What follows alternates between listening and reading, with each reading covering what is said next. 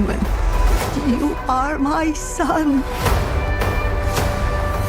Time to cut you down to size! He's not exactly your average kid.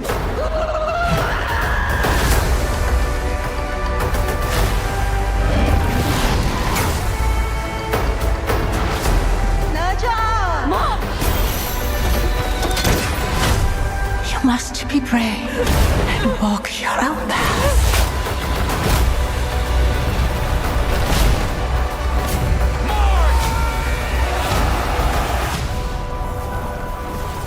I will change my destiny!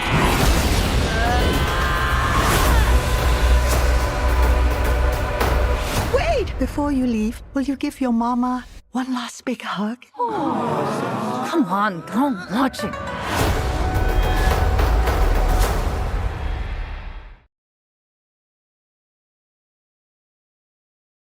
The sky above Chintang Pass had healed. The scars of the lightning calamity were now just stories painted on temple walls and woven into the fabric of the town's newfound humility. A shrine stood at the edge of the village, dedicated not to one god, but to two inseparable spirits, one of fiery defiance, one of crystalline sacrifice. Inside the Li Manor, Lady Yin stood before a silent altar. Upon it rested two objects, a single, eternally warm dragon scale, and a small, cracked universe ring. 3 years had passed. Her grief had tempered into a steely determination, and her hair was now streaked with white. Li Jing was often absent, traveling between the heavenly court and the depths of the Dragon Palace, a diplomat in a world struggling with the aftermath of a rewritten destiny.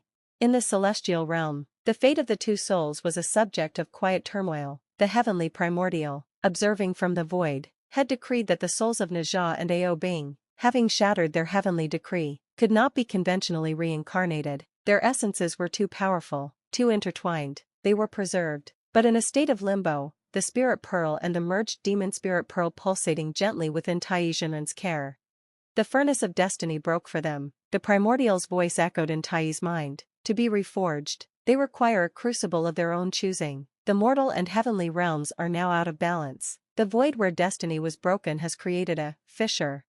That fissure was manifesting as the Soulfrost, a creeping, silent blight originating from the deepest trench of the East Sea, where the Dragon King's grief and rage had festered. It wasn't ice, but an absence, a nullifying chill that drained color, sound, and ultimately, the very soul from whatever it touched. Fish fell lifeless, corals turned to gray dust, and the chill was slowly creeping toward the coast. The Dragon King, locked in his palace of self-imposed exile, saw it not as a threat, but as a fitting end to a world that took his son.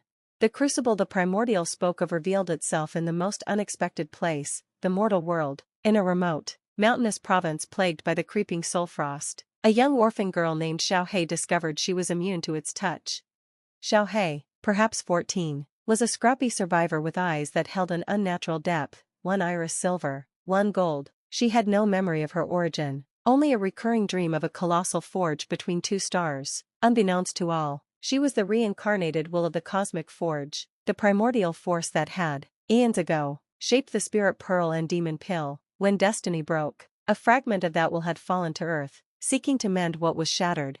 Her touch could temporarily repel the soulfrost. Her mere presence created a bubble of warmth and life. Villagers saw her as a lucky charm, then a saint. News traveled to Tai, whose research pointed him to her. He arrived, disguised as a wandering alchemist, and sensed the cosmic resonance within her. She was the living crucible. Meanwhile, Shen Gongbao, ever the opportunist, had survived his disgrace, weakened but festering with resentment. He sensed the soulfrost and the girl's power. He saw a new path to heaven's favor: control the girl, weaponize the soulfrost to threaten the realms, and then present himself as the only one who could stop it. He began to weave illusions, whispering to the paranoid Dragon King that Xiaohei was a thief, stealing the lingering soul energy of Ao Bing to empower herself. The souls of Ne Zha and Ao Bing were not silent, trapped in their pearl prisons. Their consciousness existed in a shared, amorphous space, a memoryscape shaped by their bond. They relived their Lotus Pond meeting, their final battle, their goodbye. But now, a third presence echoed in their void, the steady, warm hum of Xiaohei's power. Ne Zha's consciousness, ever impatient, pushed against the walls of his prison. Who's that? Is that a new god bothering us? Ao Bing's calmer essence responded. It feels foundational, like the bedrock of a mountain. It's calling to us. Well, let's answer. I'm bored of just remembering stuff. Their combined will, focused by Xiaohei's resonance, began to manifest. At first, it was just phantom heat or a sudden chill near her. Then, during a soulfrost surge that threatened her village, two translucent, ghostly forms flickered beside her, a six-armed silhouette of fire and the coiled form of an ice dragon. Together, they pushed the blight back. Xiaohei wasn't scared. She felt a bizarre sense of completion, as if two missing parts of a tool had finally clicked into her hands. Tai witnessed this and saw the plan. The primordial was right. The girl is the forge. Their souls are the metal, but to be reforged, they need a shared purpose, a choice they make together from this state, not as separate beings. Li Jing and the Dragon King met in the gray, frost-dead waters of the trench. The Dragon King, now a hulking figure of tarnished scales and cold fury, refused to listen to reason. Your son took mine. The Dragon King's voice rumbled like grinding glaciers. Let this frost take everything. It is the only purity left. Li Jing, his own grief a quiet, constant companion, did not draw his sword. Instead, he did something unprecedented. He knelt in the oceanic silt. My lord of the East Sea, my son did not take yours. They gave themselves for each other. I failed Ne Zha in life by being distant. I will not fail his sacrifice in death. He chose Ao Bing as his brother. That makes your son, my son as well. And a father does not let a son's memory be used for annihilation. This act of profound humility cracked the Dragon King's icy rage for a single moment. He did not relent, but the chaotic advance of the Soulfrost paused, becoming a steady, grim siege.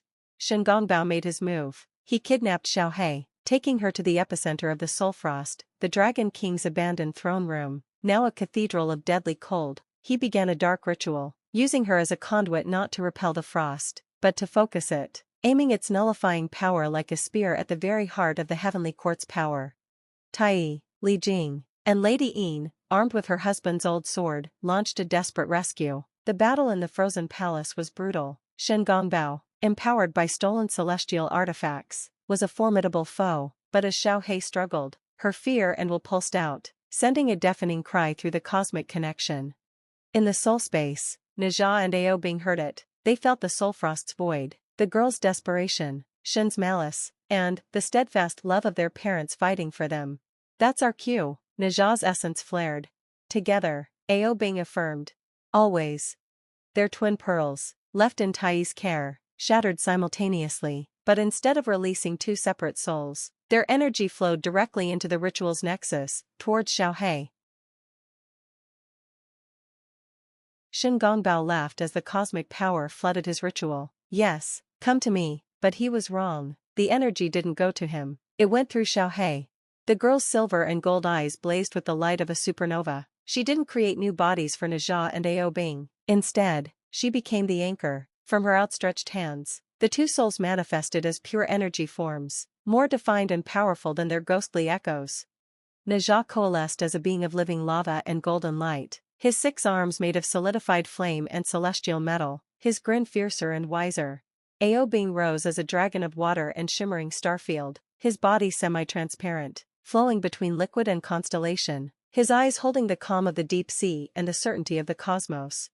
They were not reborn mortals. They were something new, guardian spirits, eternal and bound not to heaven's decree, but to their own oath and the mortal realm they chose to protect. Their power was now directly linked to their shared will and to Xiaohei, the living keystone of their existence. The final battle was a spectacle of cosmic unity. Shen Gongbao, wielding the focused Soulfrost, was a foe of negation, trying to unmake them. Ne Zha charged, his fiery fists meeting waves of null energy. You still don't get it. We're not a mistake to be erased. Ao Bing coiled around Shen, not with ice, but with the binding currents of fate itself, threads of silver and blue. We are the choice heaven could not predict. Xiaohei, at the center, focused her will. She was the anvil upon which their combined power was shaped. With a synchronized cry, the trio unleashed their true power, the Soulforge ignition. It was not an explosion, but a wave of reality reasserting energy. Where the Soulfrost drained color, they painted it back. Where it stole sound, they restored a symphony. They didn't destroy the frost, they transformed it, melting its nihilism into a gentle, life-giving rain that washed over the East Sea. The Dragon King, feeling the familiar, loving essence of his son within Ao Bing's new form, finally let his grief thaw. The frost retreated, and life returned to the trench. Shen Gongbao, stripped of his stolen power, was sealed not in a mountain, but within his own bitter illusions, a prisoner of the destiny he tried so hard to control. In the aftermath, the world adjusted to a new balance. Ne Zha and Ao Bing, in their magnificent spirit forms, could interact with the world, but they were fundamentally guardians, not residents. They could appear when great need arose, or when Xiaohei called. Xiaohei found her family, not by blood, but by purpose. She became Tai's official disciple, learning to understand her own forged nature. Lady Yin and Li Jing, now with the Dragon King as a grudging but respectful ally, worked to build bridges between realms. The final scene is on a new, shared shrine at the highest peak between the sea and Chintang Pass. Xiaohei places an offering. To her left, Ne Zha's fiery form lounges on a cloud, tossing a peach in the air. To her right, Ao Bing's draconic essence flows like a serene river of stars in the daylight sky. So, Ne Zha says, his voice echoing like a friendly thunderclap, no one tells us what to do anymore. What do we do now? Ao Bing's voice, a melodic chime of water and wind, replies, we protect, we choose, we exist. Xiaohei smiles, looking at the vast, unwritten horizon, and rewrite our own story. The camera pulls back, showing the three of them, the forge, the fire, and the flow, eternally linked, watching over a world where destiny is no longer a chain, but an infinite field of possibilities waiting for the brave to shape it.